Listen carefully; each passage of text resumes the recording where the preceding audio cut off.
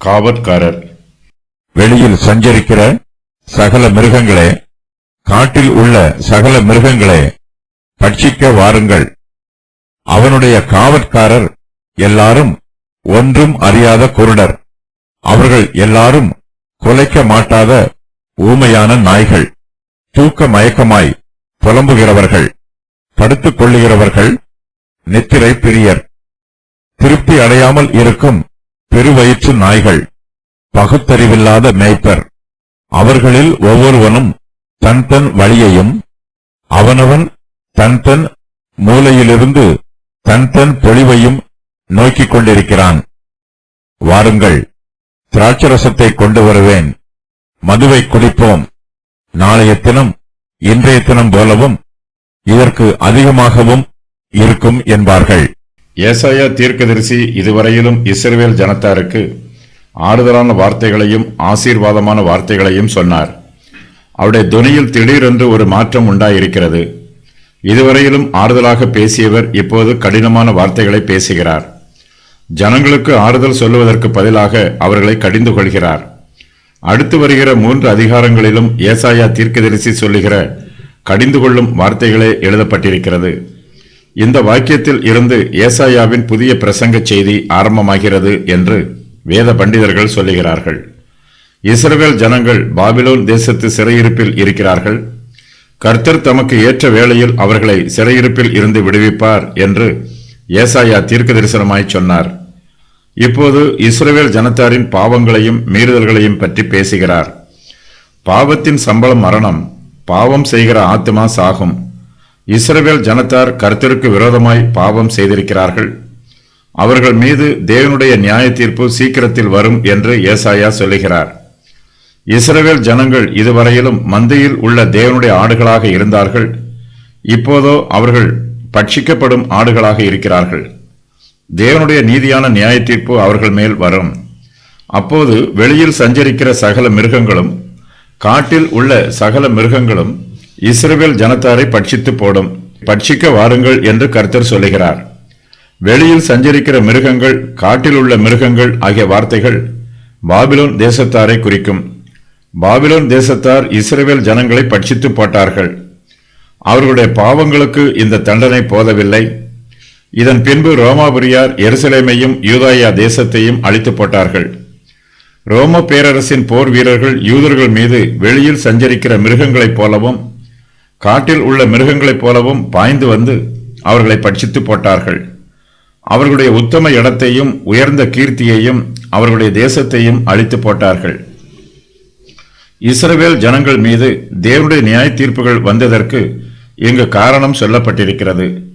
மேய்ப்பர்கள் மந்தையின் காவற்காரர்களாய் இருக்க வேண்டும். ஆனால் அவர்களோ தங்களிடத்தில் பொறுப்பாய் ஒப்படைக்கப்பட்ட வேலையை ஒழுங்காய் செய்யவில்லை. இஸ்ரவேலுடைய காவற்காரர் எல்லோரும் ஒன்றும் அறியாத குருடர்களாய் இருக்கிறார்கள். மேய்ப்பர்கள் துன்மார்களாய் இருக்கிறார்கள். அவர்கள் தங்கள் மந்தைகளை விழித்திருந்து காவல் காக்காமல் நித்திரை பண்ணுகிறார்கள். இதனால் காட்டு மிருகங்கள் மந்தையில் உள்ள ஆடுகளை எளிதாய் பட்சித்து போட்டது.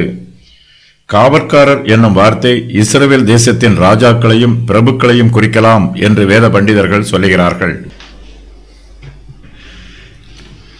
காவற்காரர் என்னும் வார்த்தை கள்ள தீர்க்கதரிசிகளையும் குறிக்கலாம் என்றும் ஒரு வியாக்கியானம் உள்ளது. ஏசாயா, எரேமியா, எசேக்கியேல் ஆகியோரின் காலத்தில் கள்ள தீர்க்கதரிசிகளும் இருந்தார்கள், கள்ள ஆசாரியர்களும் இருந்தார்கள். அவர்கள் ஜனங்களுக்கு நீதியான வார்த்தைகளையும் சத்தியமான வார்த்தைகளையும் தீர்க்க தரிசனமாய் சொல்லாமல் தங்கள் மனம் போன போக்கிலே தங்களுக்கு பிரியமான வார்த்தைகளை சொன்னார்கள். யோசியா ராஜாவின் குமாரர்கள் துன்மார்க்கராய் இருந்தார்கள். அவர்கள் கர்த்தருடைய பார்வைக்கு பொல்லாப்பான காரியங்களை செய்தார்கள். அவர்களுக்கு கீழே பணிபுரிந்த நியாயாதிபதிகளும் துன்மார்க்கராய் இருந்தார்கள். கர்த்தர் அவர்களிடத்தில் ஒப்படைத்திருந்த ராஜ்யபாரத்தை சரியாய் நடத்தவில்லை. கர்த்தர் அவர்களை நம்பினார். ஆனால் அவர்களோ அந்த நம்பிக்கைக்கு அபாத்திரராய் போய்விட்டார்கள். கர்த்தருடைய கோபம் இஸ்ரவேல் தேசத்தின் மீதும் ராஜாக்கள் மீதும் நியாயாதிபதிகள் மீதும் வந்தது. கர்த்தருடைய கோபத்தில் இருந்து தப்பித்துக் கொள்ள எந்த முயற்சியும் மேற்கொள்ளாமல் இஸ்ரவேலின் துன்மார்க்கமான ராஜாக்கள் கர்த்தருக்கு விரோதமான பாவங்களை மேலும் மேலும் செய்தார்கள். இஸ்ரவேலின் காவற்காரர்கள் ஜனங்களை சரியாய் காவல் காக்கவில்லை. இயேசு கிறிஸ்து இந்த பூமியிலே ஊழியம் செய்த காலத்தில் பிரதான ஆசாரியர்களும் வேதபாரகரும் யூத மார்க்கத்து தலைவர்களாய் இருந்தார்கள். இவர்கள் யூதர்களுக்கு காவற்காரரைப் போல ஊழியம் செய்ய வேண்டும். அவர்கள் ஜனங்களிடத்தில் மேசியாவின் வருகையை பற்றி எடுத்துச் சொல்ல வேண்டும். இயேசு கிறிஸ்துவே அவர்கள் எதிர்பார்க்கிற மேசியா என்று விளக்கம் சொல்ல வேண்டும். மேசியாவை வரவேற்க வேண்டும். ஆனால் அவர்களோ கர்த்தராகிய இயேசு கிறிஸ்துவை வரவேற்காமல், அவரை ஏற்றுக்கொள்ளாமல் அவருக்கு விரோதமாய் எதிர்த்து நின்றார்கள். இஸ்ரவேல் ஜனத்தாரை வழிநடத்துகிற காவல்காரர்கள் குருடர்களாகவும் செவிடர்களாகவும் ஊமையர்களாகவும் இருக்கிறார்கள். இதனால் அவர்கள் தேசத்திற்கு அழிவு உண்டாயிற்று. காவற்காரர்கள் செய்த பாவங்களையும் தப்பிதங்களையும் ஏசாயா தீர்க்கதரிசி இங்கு தெளிவுபடுத்துகிறார். காவற்காரர்கள் தங்களுடைய கடமையை சரியாய் புரிந்து கொள்ளவில்லை. அவர்கள் ஒன்றும் அறியாத குருடர்களாயிருந்தார்கள். கர்த்தருடைய சத்தியத்தை உபதேசம் பண்ணுவதற்கு அவர்கள் தகுதியற்றவர்கள். அவர்களும் உபதேசத்தை பெற்றுக்கொள்ளவில்லை. அவர்களாலும் மற்றவர்களுக்கு உபதேசம் பண்ண முடியவில்லை. இஸ்ரவேலின் காவற்காரரிடத்தில் உபதேசமும் இல்லை, சத்தியமும் இல்லை. காவற்காரர் குருடர்களாய் இருக்கிறார்கள். குருடர்கள் காவற்காரராய் இருப்பதற்கு தகுதியற்றவர்கள். இயேசு கிறிஸ்து பரிசேயரை பற்றி சொல்லும்போது அவர்கள் குருடருக்கு வழிகாட்டுகிற குருடர் என்று சொல்லுகிறார்.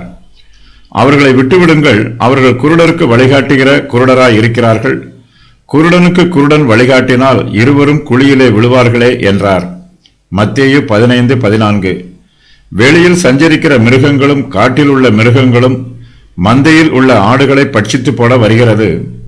காவற்காரரோ பார்க்க முடியாத குருடர்களாய் இருக்கிறார்கள். மிருகங்கள் வருவது கூட அவர்களுக்கு தெரியவில்லை. அவர்கள் ஒன்றும் அறியாத குருடர்கள். அவர்கள் பகுத்தறிவில்லாத மேய்ப்பர்கள். தங்களுடைய ஆடுகளை பாதுகாப்பதற்கு என்ன செய்ய வேண்டும் என்பது கூட அவர்களுக்கு தெரியவில்லை. இஸ்ரவேலின் காவற்காரர் ஒன்றும் அறியாத குருடர்களாய் இருக்கிறார்கள். அவர்களால் ஆபத்து வருவதை உணர முடியவில்லை. அவர்கள் எல்லோரும் குலைக்க மாட்டாத ஊமையான நாய்களாய் இருக்கிறார்கள். ஊமைகளால் பேச முடியாது. மந்தையில் உள்ள ஆடுகளை பட்சிக்க காட்டு மிருகங்கள் நெருங்கி வந்தாலும் ஊமையான காவற்காரர்களால் ஆடுகளை எச்சரிக்க முடியாது. வாயை திறந்து ஒரு வார்த்தை கூட பேச முடியாது. இஸ்ரவேலின் காவற்காரர்கள் தேவனுடைய தீர்க்கதரிசிகளை பார்த்து கொலைத்தார்கள். அவர்களுக்கு விரோதமாக கலகம் பண்ணினார்கள். அவர்களுடைய வார்த்தைக்கு எதிர்த்து நின்றார்கள். இப்போதோ ஆடுகளை பட்சிக்க ஓநாய்கள் வந்திருக்கிறது. ஆடுகளை திருட திருடன் வந்திருக்கிறான். இஸ்ரவேலின் காவற்காரர் ஓநாய்களை எதிர்த்தும் திருடர்களை எதிர்த்தும் ஒரு வார்த்தை கூட சொல்லவில்லை. அவர்கள் புதுமையான காவற்காரர்கள் ஓநாய்களுக்கு சிநேகிதராகவும் தங்கள் ஆடுகளுக்கு பகைஞராகவும் இருக்கிறார்கள். இஸ்ரவேலின் காவற்காரர்கள் சோம்பேறிகள், தூக்க மயக்கமாய் புலம்புகிறவர்கள், படுத்துக் கொள்கிறவர்கள். அவர்கள் நித்திரை பிரியர்கள். நித்திரை செய்கிறவர்களால் தங்கள் மந்தையில் உள்ள ஆடுகளை காவல் காக்க முடியாது. அவர்களுக்கு தங்கள் ஆடுகளின் பாதுகாப்பை விட தங்களுடைய நித்திரையே முக்கியமானதாகவும் பிரியமானதாகவும் இருக்கும். இஸ்ரவேலின் காவற்காரர்கள் பேராசைக்காரர்கள். அவர்கள் திருப்தி அடையாமல் இருக்கும் பெருவயிற்று நாய்கள். தங்களுக்கு என்ன கிடைக்கும் என்பதில்தான் கவனமாய் இருப்பார்கள். தாங்கள் என்ன செய்ய வேண்டும் என்பதை பற்றி அக்கறை இல்லாதிருப்பார்கள். அவர்களுக்கு சுயநலமே முக்கியம். இஸ்ரவேலின் காவற்காரர் ஒவ்வொருவனும் தன்னுடைய தனிப்பட்ட ஆசைகளை நிறைவேற்றுவதில் மாத்திரமே அக்கறை செலுத்துகிறான். தன்னுடைய தேசத்திற்கு என்ன செய்ய வேண்டும் என்பதை பற்றி அவர்கள் சிந்தித்து பார்ப்பதில்லை. இஸ்ரவேல் ஜனங்களின் பொதுவான நன்மைக்கு தாங்கள் செய்ய வேண்டிய கடமைகளை இவர்கள் செய்ய முன்வர மாட்டார்கள். காவற்காரர்கள் தங்களுக்குள் கலந்து பேசும்போது அவனவன் தன்னுடைய கருத்துக்குத்தான் முக்கியத்துவம் கொடுப்பார்கள். மற்றவர்கள் சொல்லுகிற நல்ல கருத்துக்களை கூட செவி கொடுத்து கேட்க மாட்டார்கள். தனக்கு என்ன லாபம் கிடைக்கும் என்பதில் மாத்திரமே அக்கறை காண்பிப்பார்கள். ஜனங்களுடைய பொதுவான நன்மைகளை உதாசீனம் பண்ணிவிடுவார்கள். அதற்கு முக்கியம் கொடுக்காமல் காலதாமதம் பண்ணுவார்கள். அவர்களில் ஒவ்வொருவனும் தன் தன் வழியையும் அவனவன் தன் தன் மூலையில் இருந்து தன் தன் பொழிவையும் நோக்கிக் கொண்டிருக்கிறான் என்று கர்த்தர் சொல்லுகிறார்.